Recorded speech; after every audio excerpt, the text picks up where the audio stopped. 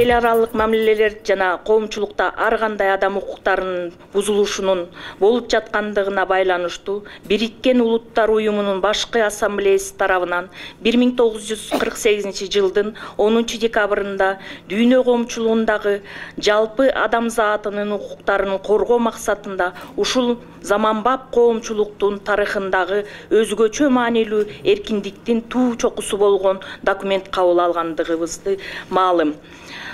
Сиздерди бүгүнкү адам укуктарынын жалпы декларациясынын кабыл алгандыгынын 67 жылдыгы менен куттуктаймын.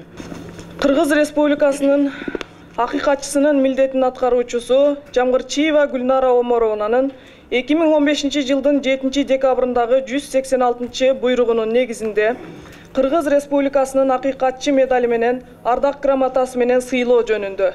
Сыйлансын Бекешев Дастан Далабаевич.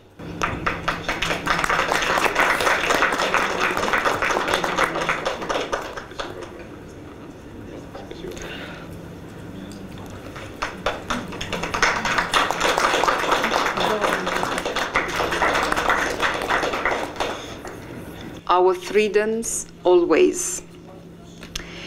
It's actually the launch of the campaign to celebrate the 50th anniversary. Поздравляю вас с предстоящим праздником прав человека.